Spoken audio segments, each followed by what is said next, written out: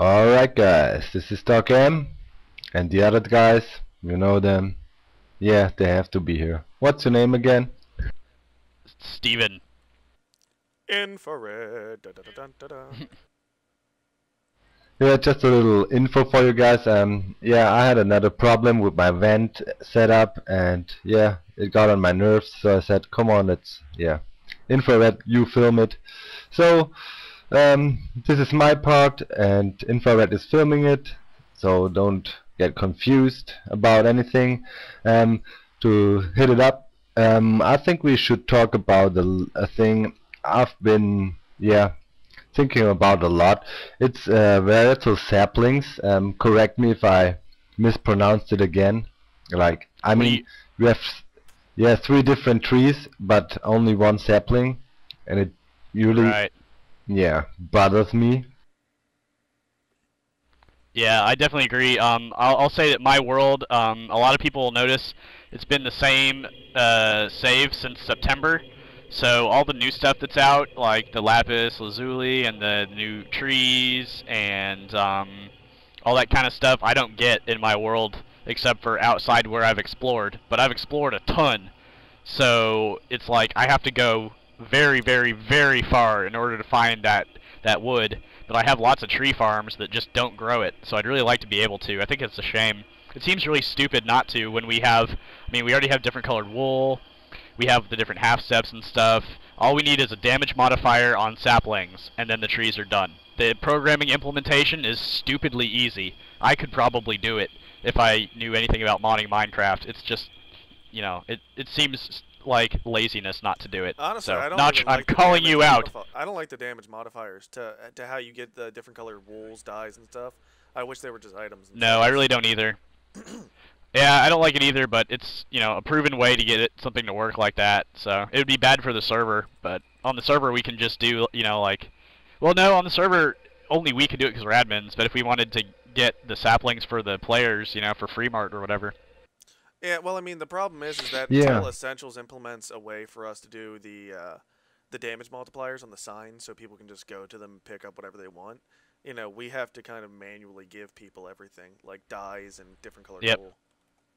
But what were you saying, Doc? Definitely. Yeah, that's definitely a problem. Yeah, and for example, in my world, you know, I was lucky. I was like, if I explore too much, and there's sure gonna be new content, you know, I'm gonna miss out on a lot of stuff. So that's why I have, in a pretty close vicinity, I got my birch trees and stuff. But I chopped them all off for my lighting because I need a lot of birch trees. And yeah, now I have to go really far away to get some, and I can't replant them. Yeah, and that bugs me out. What also bugs me out is that's suggestion Assassin3747 made. We need more weapons in the game, and that's one thing. Okay, the bow is cool, the sword is cool, but I need a gun. Infrared. I think that's the right topic for you. I don't see any problem. We have gunpowder. I don't see any problem with having like a muzzleloader, kind of a musket, blunderbuss kind of thing. Something very primitive. Even crossbows would be nice. And then as far as heavier artillery, like legitimate catapults and stuff along those lines would be neat. Ooh, a T.n.t shooting trebuchet. I can say I've read some of the things that some of the interviews with Notch where he's talked about how people are like, hey, this is this medieval game, but you have this redstone stuff and these minecarts and these nether portals, and he's like, yeah, well, this game is supposed to be a mix of the medieval architecture and then eventually he wants it to be adventure, so like magic and things like that. That's what the nether is all about, is like magic. So I don't think it would be too far off for some kind of magic weapons, like if we have staves a la any MMO, you name it, that shoot like fire or ice or lightning, water, things like that. Just some kind of magic weapon that does more damage and does damage on a wider spread area, and the penalty for that would be, you know, using diamonds or something. I like the idea. It seems stupid that all we have is a sword and a bow, and you either have to get in something's face or really cheaply shoot it from far away. But the bow is, you know, stupidly easy to get. It's, gosh, I don't know. It really bugs me that there's that lack of variety. Yeah, that's always been I mean, you know, we got the cannons. We got the cannons, you know, just check out Yeah. Misas 5000 subscriber special, then you can see some cannons Yeah, in action. but see, the Uh, problem with the I cannons is the mean, same problem with the but that's a minecart different boosters. thing, you know. Yeah, it's actually a glitch. You're right. Yeah, it's not a game Right. physics. It's actually It's true. a glitch exploit. So that's it's a problem. You know, you can build tons of cannons, and suddenly they're gonna decide, okay, the T.n.t glitch we're gonna do away with. That's what I'm always afraid of with all my minecart stations. And what then? I don't want to remodel all of it, and I want to, yeah, be safe and sure that my stuff will be working for a long time. Oh yeah. Talking about stuff working for a long time, just recently when I was browsing the forums, I saw something that really concerned me. There were mods out there supposedly, and they were like stealing the passwords for many users and publishing them out in I don't know, on strange websites and stuff. Have you heard about that one? Yeah, sadly. That really bugs me. There have been quite a few abuses in the game like this. Unrelated, there was a guy who was running a Minecraft server thing where he was able to come into anyone's world and ban the players. He could even ban the guy that owned the server because he had it the database communicating with that particular server. But as far as the password stealing stuff goes, I mean, yeah, Notch is concerned about it, so we should be concerned about it because I don't know if he gave anyone the idea by saying that, but it's definitely a problem out there. And I know lots of places are trusted, like Bucket and things like that, but any Joe on the Minecraft forums can put up a plugin, and as many people can use it as see it. So it's definitely dangerous. That's why I only go ahead and install anything on my server that has a huge backing and has been around for an extended period of time. Like, I won't just download a new plugin because, like, oh wow, it's a feature I can build on top of glass. I can make minecart tracks on glass. I have to make sure that I can actually verify the people that are making the plugin. And so far, it's the Essentials guys, the Minecart Mania guys, and the people that are doing World Edit and World Guard. As far as anything else, I won't touch it.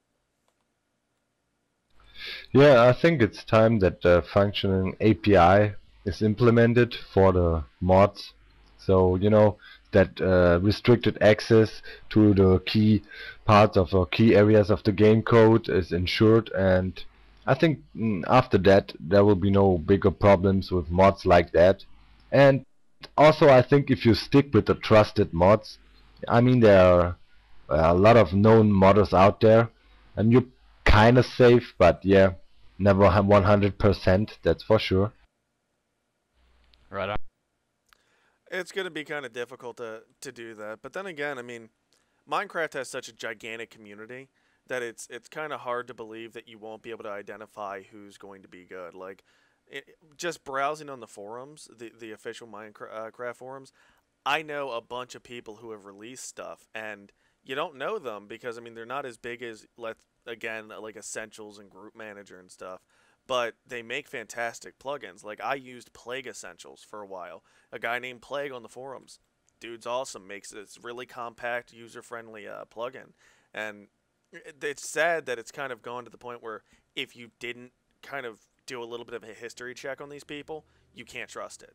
You got to kind of be a lot more cautious. And I didn't think it would come to this. I mean, I played first person shooters for over a decade now.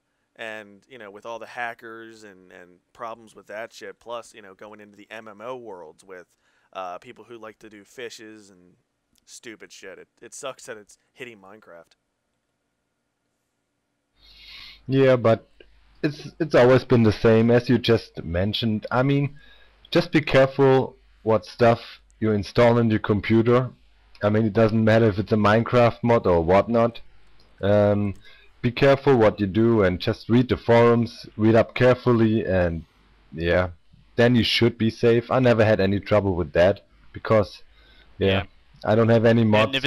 I if it sounds too good to be true, it may be. There are some amazing mods out there, but you know, don't use something that you don't have lots of feedback on. We're talking at least like 100 people that have said, okay, this is good. I've used this for more than a week and it works.